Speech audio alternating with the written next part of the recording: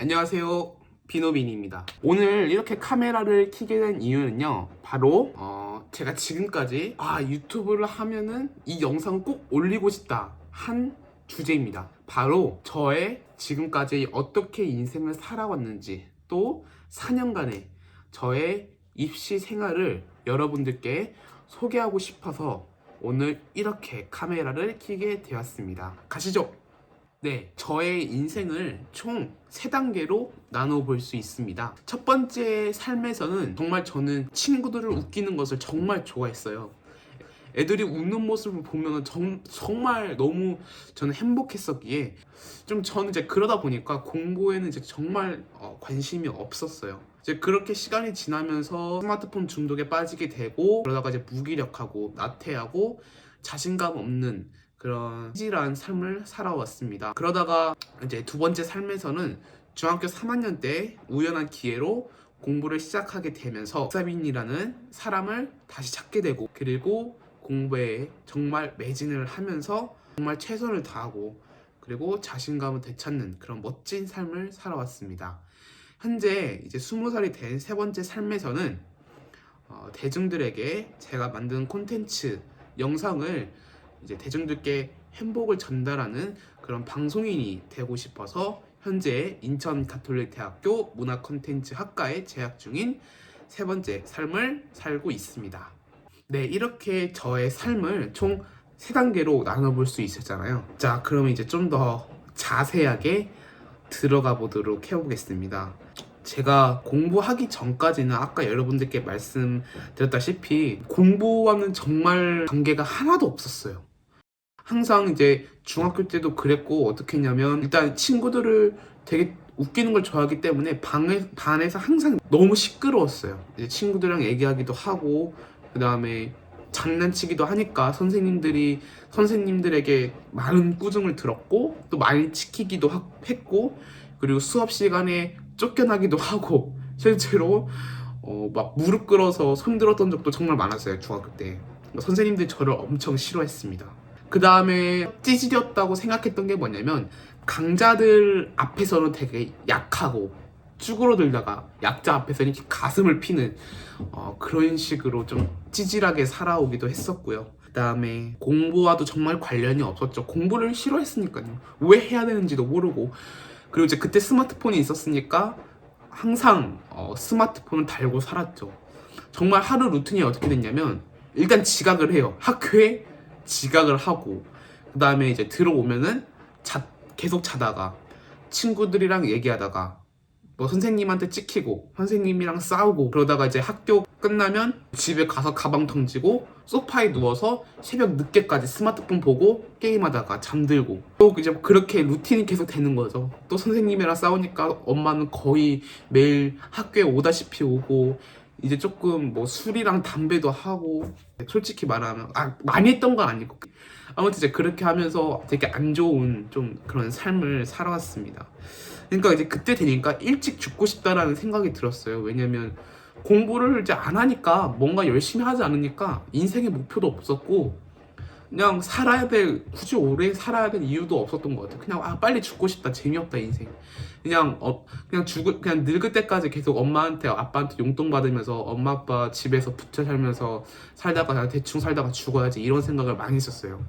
이제 그렇게 되다가 아까 제가 말했죠. 두 번째 삶에서는 우연한 기회로 공부를 시작하게 되면서 곽사빈이라는 자아를 찾게 되었고, 최선을 다하게 됐다고 여러분들께 말했잖아요. 이제 그걸 이제 어떻게 됐는지 여러분들께 또 소개해 보도록 할게요. 이제 계속 그렇게 중학교 1학년, 중학교 2학년, 아니 초등학교 때도 그랬었고, 공부도 아예 안 하고 그렇게 놀다가 이제 중학교 3학년 봄방학이 되던 시즌이었어요. 또 똑같이 소파에 누워서 이렇게 스마트폰을 보고 있는데, 이제 엄마가 정말 쭈그러 앉아서 막 방에서 걸레질을 이렇게 하고 계신 거예요. 근데 그때 왜 그랬는지 모르겠는데 엄마가 너무 불쌍해 보이더라고요. 왜 그런지는 모르는데 그때 이제 바로 거기서 인생을 180도로 바꾼 기회가 되었죠. 바로 이제 엄마한테 가서 어떻게 했냐면, 엄마는 내가 어떤 걸 하면 가장 행복해? 엄마의 소원이 뭐야? 그냥 이렇게 가서 물어봤어요. 왜냐면 엄마가 너무 불쌍해 보여가지고 엄마도 행복하게 해주고 싶어서. 그러니까 이제 엄마가 딱 이 두 가지를 제시하더라고요. 첫 번째, 절대 학교에 지각하지 않는 거. 두 번째, 네가 딱 한 번이라도 좋으니까 30분이라도 책상에 앉아서 공부를 하는 걸 보는 게 엄마의 소원이다. 제가 얼마나 공부 안 하는지 여러분들 짐작이 가시죠? 이제 딱 그 말을 듣고 뭐 충격 이런 것도 아니었고 그냥 그럼 엄마를 행복하게 해주고 싶으니까 그래 하루에 1시간 반씩은 공부를 해보자 그랬어요. 그래서 아직도 기억나는 게 8시 반부터 10시까지는 무조건 책상에 앉아 있었어요. 왜냐? 왜 8시 반부터 10시까지냐? 10시에 감스트 방송을 했거든요. 아프리카 비제. 제가 그때가 아는 감스트 방송을 되게 좋아해서 아무튼 그 방송 보려고 8시 반부터 10시까지는 꼭 이제 책상에 앉아 있었습니다. 그리고 끝나고 엄마한테 막 자랑을 하고 맨 처음에는 솔직히 말하면 공부를 그때 시작하진 않았어요. 그냥 책상에 앉아 있었어요. 8시 반부터 10시까지. 근데 제일 중요했던 게 뭐냐면 매일매일 하루도 빠짐없이 계속 앉아 있었습니다. 이제 그렇게 하다 보니까 습관이 되기 시작하고 또 엄마한테 자랑을 하고 엄마가 칭찬해 주니까 너무 더 좋아하고 이제 그렇게 하게 되면서 눈앞에 이제 있는 그런 새 문제집들이 중학교 3학년 문제집들이 딱 이렇게 눈에 들어오더라고요. 이제 그때부터 이제 2주가 한 며칠 지났을 때부터 이 눈앞에 보이는 뭐 문제집도 몇 개 풀어보고 하면서 그때부터 이제 공부의 습관화가 되기 시작했습니다. 봄방학이 지나고 이제 개학이 됐습니다. 새 학기가 시작이 된 거죠. 이제 딱 그렇게 되니까 제가 이런 성질이 있어요. 하나에 빠지면 그걸 진짜 엄청나게 파는 그 성질이 있거든요. 그래서 제가 계약을 딱 하게 되니까 왠지 1시간 반으로는 공부 시간이 너무 적다는 걸 깨달았어요. 그래서 어떻게 했냐면 1시간 반에서 하루에 3시간씩 매일 공부를 하게 됩니다. 당연히 엄마도 막 칭찬해 주니까 더 좋아하게 되고 그렇게 3시간씩 하다가 점점 시간이 계속 늘어나게 된 거죠. 이제 그렇게 공부를 하고 나니까 목표가 생기기 시작했어요. 목표가. 이제 공부를 하고 뭔가 최선을 다하다 보니까 뭔가 목표가 생기는 거예요. 뭐였냐면 서울로 가고 싶었어요. 왜냐면 사람을 제가 아까 말했잖아요. 사람들을 되게 좋아한다고 했잖아요. 제가 옷도 굉장히 좋아하다 보니까 인프라가 좋은 것도 굉장히 좋아했고 또 건물도 되게 좋아했고 딱 이 요소를 갖춘 게 서울이잖아요. 그래서 서울로 너무 가고 싶었어요. 내가 만약에 서울에서 살려면 어떻게 해야 될까 고민을 하다가 그럼 서울에 있는 대학교를 가면 되겠다.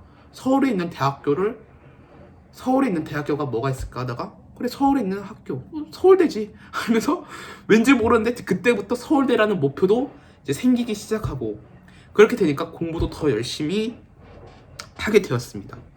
정말 그때부터 더 독하게 하기 시작했어요. 모든 사람들이 비웃었죠. 그때 이제 서울대를 목표를 가지고 막 공부를 시작하면서 애들이 솔직히 엄청 비웃었어요. 왜냐면 제가 그동안에 공부를 아예 1절도 안 했잖아요. 어느 정도였냐면 시험 기간도 아니죠. 시험 전날에 어떤 과목을 시험 치는지도 몰랐어요. 그 정도로 공부에 관심이 없었는데 이제 내가 서울대를 가겠다고 그렇게 공부를 하니까 애들이 다 비웃는 거예요. 믿지도 않고. 그러니까 더 불이 타는 거죠. 두고 봐 하면서 내가 어떻게 되는지 보여줄게. 불가능이 진짜 가능하다는 걸 진짜 기적이 있다는 걸 내가 보여줄게 하면서 그때 더 나한테 비웃었던 그런 말들이 더 나를 불타오르게 되는 어떤 그런 휘발유 같은 역할을 해줬습니다. 근데 공부를 하는데 너무 힘들었어요. 왜냐면 뭐 공부를 했어야 어떻게 하는지 알겠지. 공부하는 방법도 모르고 그러다가 이제 제가 공부의 왕도라는 프로그램을 이제 접하게 되면서 공부의 왕도에서 이런 게 있더라고요. 전과목 10회독 공부법. 그래서 교과서를 처음부터 끝까지 밑줄 치면서 10번을 이제 회독하는 거예요. 반복한다는 거죠. 저한테는 완전 잘 맞는 공부 방법이었어요. 왜냐면 글씨를 읽어도 이게 뭔 말인지 이해가 하나도 안 되고 그리고 막 글자들이 움직이는 거예요. 그러니까 끝까지 글을 못 읽겠는 거야. 읽어본 적이 없으니까. 그래서 처음부터 끝까지 모든 교과서를 다 밑줄 치면서 읽었어요. 솔직히 10번도 아니에요. 이게 될 때까지 그냥 계속 읽었어요. 그리고 제가 이제 말하는 걸 좋아하다 보니까 책을 안 보면서 강의식으로 막 하다가 모르는 부분이 생기면 다시 책 펴서 공부를 하고, 그렇게 10번도 아니고 솔직히 진짜 한 50번? 진짜 몇십 번을 했는지 모를 정도예요. 하도 이제 글을 치니까 글자도 안 보이고 막 글자가 다 지워지고 교과서 너덜너덜해지고, 공부하고 나서 이제 까먹지 않기 위해서 공부하고 자기 전에 복습하고, 그리고 3일 뒤에 복습하고, 일주일 뒤에 일요일마다 전과목 복습하는 날로 정했습니다. 일요일. 그래서 일요일마다는 지금까지 공부했던 모든 과목을 다 복습을 했어요. 설명하면서. 그때부터 공부를 하면서 내가 남들보다 월등히 부족하다는 걸 깨닫게 되면서, 그때부터 새벽 5시 반에 일어나서 12시까지 진짜 공부를 자는 시간 빼고는 정말 엄청 했습니다. 이제 아무튼 그때 공부의 왕도를 보고 배웠으니까 자투리 시간이 되게 중요하다고 생각을 해서, 진짜로 밥 먹는 시간은 당연하고, 뭐 걸어다니면서 영어 단어도 보고, 심지어는 샤워하면서까지 공부도 하고, 진짜로. 그 다음에 뭐 쉬는 시간이나 점심시간에 공부하는 거 너무 당연한 거였어요. 그렇게 자투리 시간도 강조를 하면서 공부를 하다 보니까, 그때 성적이, 제가 이제 공부를 맨 처음 시작했을 때 받았던 등수가 중학교 3학년 때 198명 중에 195등, 내신이 98.5%였나? 98%였어요. 그러다가 제가 이제 1학년 끝날 때쯤 받았던 성적이 100등이었습니다. 그러니까 1년 만에 거의 100명을 다 잡고 내신을 70%를 받았어요. 그러니까 거의 30%를 올린 거예요. 제가 1년 만에. 그리고 암기 과목은 당연히 100점 아니면 90점 후반이 나왔고, 모든 애들과 선생님이 다 놀라면서 진짜 네, 애들이 엄청 놀랐죠. 이제 뭐 지금도 뭐 기억나는 거는, 막 역사 퀴즈를 내라고 해요. 역사라는 과목이 있잖아요. 그러면 암기 과목이나 뭐 역사 퀴즈 같은 거 내면 제가 항상 다 맞췄어요. 시험 기간 때마다. 애들이 딱 문제를 내기 전에 제가 먼저 다 답을 말하고, 심지어 그 부분이 어느 페이지 어느 부분이 있는지요 다 알았어요. 하도 반복을 많이 하니까. 그리고 실제로 이제 저를 엄청 비웃었던, 우리 반에서 1등이었나 그랬을 거예요. 근데 이제 걔랑 시험 대결을 했는데 제가 100점 맞고 걔를 이겨버렸죠. 그래서 걔가 엄청나게 화내는 그런 모습을 보는 게 아직도 이제 기억이 납니다. 그리고 이제 공부를 시작하면서 강성태 공식님을 알게 되면서, 그때 18시간 공부법이라는 걸 처음으로 알게 됐어요. 그때 이제 처음으로 나의 한계에 정말 도전해보고 싶다라고 생각을 해서, 그때 중학교 3학년 초반 때 새벽 6시에 일어나서 그 다음날 새벽 1시까지인가 18시간을 공부를 했어요. 진짜 그때 정말 또 중요한 경험을 했다는 게 뭐냐면, 하루가 정말 길다라는 걸 깨달았고, 그를 통해서 시간의 소중함도 깨달았어요. 정말 그것도 하고 나니까 공부 시간도 더 늘게 되더라고요. 그런데 이제 그 중간 이제 제가 고등학교 입시, 그러니까 고등학교 원서를 지원하는 시즌이 왔어요. 10월 달인가 그랬는데, 이제 바로 이때 중요한 사건이 일어나게 됩니다. 바로 제가 인생 처음으로 후회라는 걸 해봤어요. 뭐였냐면, 왜 후회를 했냐면, 제가, 여러분들 굉장히 웃을 수도 있겠는데, 상상고를 제가 지원해봤습니다. 상상고라는 학교는 전주뿐만 아니라 정말 전국에서 탑으로 들어가는 자율형 사립 고등학교, 자사고잖아요. 정말 전교 1등들이 쓰는 학교였는데 왠지 모르게 정말 가고 싶었어요. 그래서 이제 가서 이제 상상고를 한번 써보겠습니다 하니까, 거기 교무실에 있던 모든 선생님들이 다 저를 말리더라고요.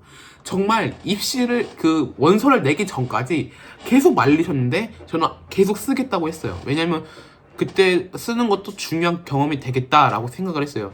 근데 이게 진짜 중요한 경험이 됐어요. 인생에서 가장 중요한. 왜냐면 이제 상상고를 정말 가고 싶었는데, 상상고에 원서를 썼잖아요, 제가. 성적이 너무 처참한 거예요. 그래도 중학교 3학년 때는 나름 암기 과목들은 다 나왔으니까, 수학이나 영어 빼고는 다 90점 이상 받았으니까. 근데 중학교 3학년이 되기 전까지는 공부를 안 했으니까요. 다 최하점, 진짜 최하점인 거예요. 3점대도 있었고 10점대도 있었고, 그리고 선생님들이 저를 평가하는 그 학생부 내용도 너무 안 좋게 나온 거예요. 그러니까 거기서 너무 충격을 받았어요. 이제 아, 진짜 안 되겠구나 하면서 너무 창피했고, 그렇게 원서 쓰고 딱 이제 문 열고 나오는데 막 눈물이 쏟아지더라고요.